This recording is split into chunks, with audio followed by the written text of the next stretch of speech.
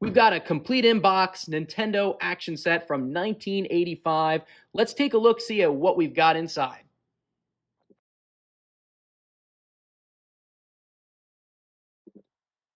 What's going on, guys? Joe R Vintage Pokemon with a special vintage Nintendo video for you guys here today. Normally we do all kinds of vintage Pokemon card content action here on this channel, but today I thought I'd take a further step back in time with the Nintendo Action Set.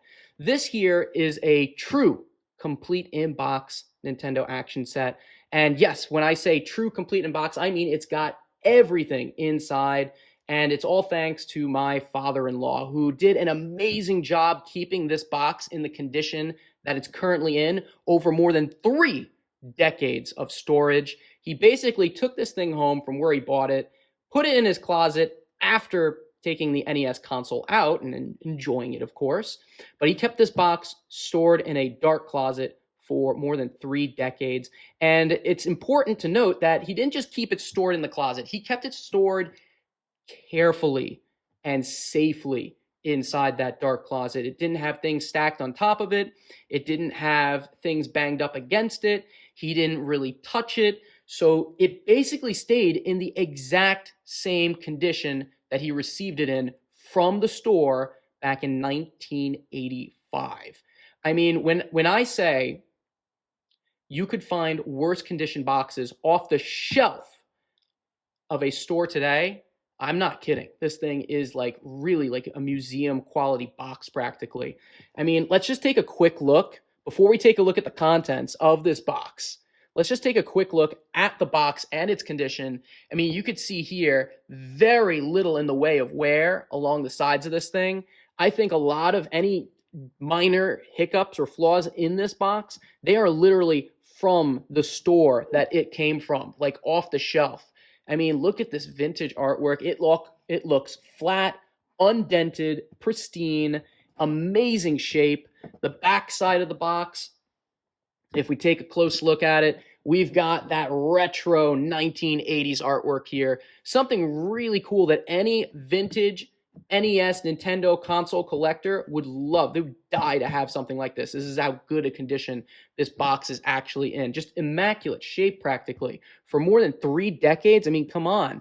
This is the part of the box that would be expected to have the most damage after 3 decades of storage, just because this sticks out a little bit further than the actual side of the box. And you can see even that is in almost perfect condition.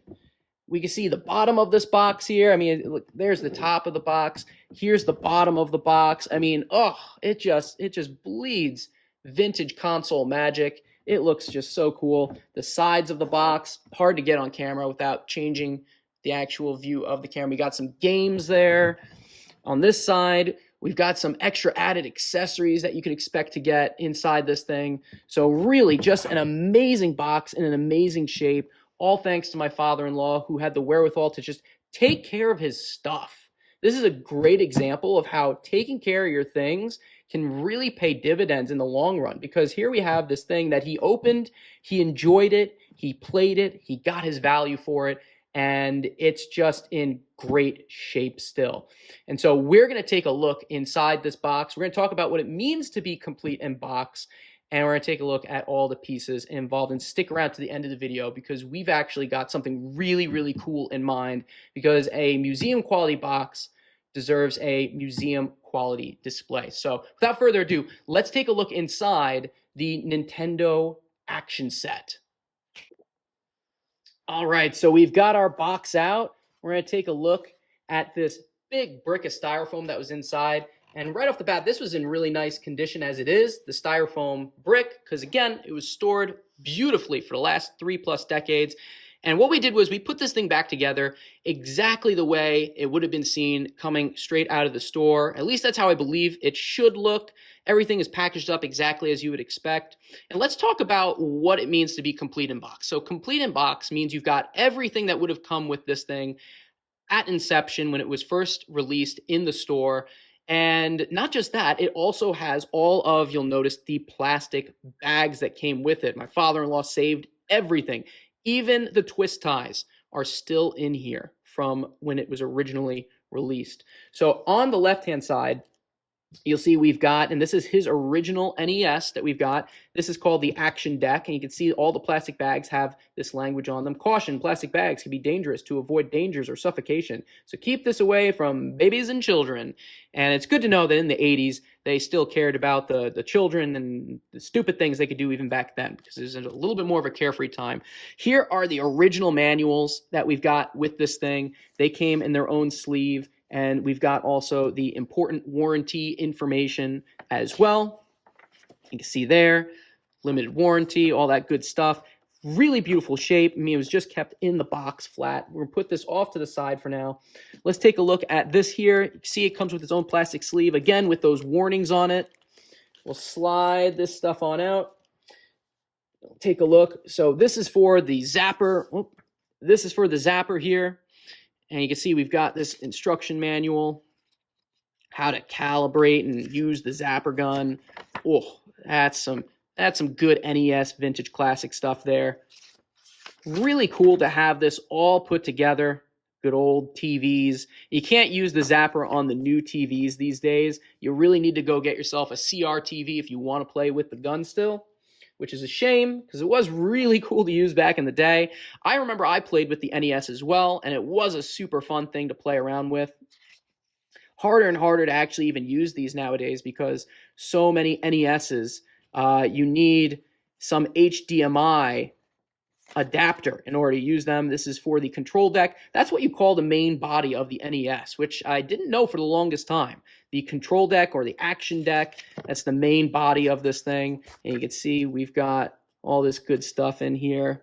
There we've got the console. And it comes with a list of what this thing comes with, as well as the different connections that we have for it as well. So all kinds of good stuff going on here inside of our action set. Okay? Or control deck rather. Now this was a little added piece that came with it as well. This big poster here is of Rob, sort of like a unofficial mascot for the NES, and I'm just going to open him up very carefully because he is in great shape. I mean, a brand new NES. You can see it's got the games that you'd expect to play, and you come down. Oh, I have this upside down. Let's reverse that real quick. Okay, so there's Rob, and you can see scroll on down, and we've got this here on the back side. Okay, now you're playing with power. Yes, yes, Rob, very nice. So very, very cool. Take him, put him off to the side, keep him in great condition as well. But now here's the meat and potatoes, and not a lot of videos I noticed have evidence of what this thing actually looks like on the inside from 1985, which is why I thought it would be cool to show you guys off. This is the plastic bag that the game would come in. The manual would be sitting on top just like this, I believe. And the game would be in its own shell here, like you see. We'll take that out carefully. There we go. So there's the manual and the game for Duck Hunt / Mario Bros. And the manual, I think, is the coolest thing because there's some really nice artwork in here for the game. There's your Nintendo seal of approval. This is probably the worst. Oh, in the back, we've got the secret tricks. Oh, man, what do we got here? Oh, that's super cool. Okay, operating the zapper, all that good stuff. This is probably the worst condition thing we've got because my father-in-law kept this manual tucked inside of the actual sleeve here, just like that. So that was the only thing that really has a little bit of damage to it. Still not bad, pretty darn good condition. You can see a couple little creases here and there, but overall I've seen much, much worse. So beautiful manual that we've got there. Here's the game. Okay, and what some people don't realize is that the sleeve actually came with the Nintendo logo on it, and if you get another generic sleeve with another game, usually they don't have that on there. So this was specific to the Nintendo Action Set system. So we've got the game, and you see it's sat right there on top like that. Pull that off to the side, take the plastic bag, we'll put that over there as well. Here we've got our two controllers. We can pop those out. You can see that they sit just like this. One controller here like this. Keep that in there. Wires sit right here in the middle in between. The other controller sits right here. You can actually tell, by the way, that my father-in-law used this controller but he didn't use this one ever. This one is brand new. It stayed in the box the entire time because it is a perfect, clear, gray coloration, whereas this one has a little bit of, I don't know what you call it, a little bit of yellowing, if you will, on it, which just comes from regular use. He played the console, which is great. He got his use out of it. But this has a little bit of yellowing to it. Still a perfectly good condition controller. It works all the same, and we've got it inside of its packaging just like that. Something worth noting, though, is that this is not just one piece of plastic. It's actually two. This console actually double packaged the controller and the cable. So this has a little plastic sleeve on it, and this has a plastic sleeve on it with a twist tie that's wrapped around. For those of you that are looking to recreate your boxes, that is how the NES was packaged, like that, for its controllers. And they sat in there just like that. And if you are going to recreate and do a complete in-box NES action set, or any console from this time or age, I recommend you do put your things in plastic like you see here, regardless if you have the original packaging or not, because that actually helps to protect the styrofoam box as well. When these wires come into contact with this styrofoam base that you see here, it can cause some deterioration of the box in general. So I recommend that you keep yours stored just like this. Keep it inside that plastic to avoid the contact of your cables with the styrofoam, because it almost like eats away at the styrofoam, wears into it due to the contact of, I guess, this material and the styrofoam. So do that for yourself. Over here, we have a little known piece. This is the 300/75 ohm converter and the 75/300 ohm converter. And I don't think this is a Nintendo OEM part. I think this was a generic part that was included in your action set, and that was just to help you play on whatever TV you were playing with. And usually you will not find this in a complete in-box listed on, let's say, eBay or something. I'm not even sure if all Nintendo action sets actually came with this, but if you are missing something in this slot right here, it's because that's where this piece goes. This is two pieces. Again, this is the converters, as you say, for helping to play on different assorted TVs.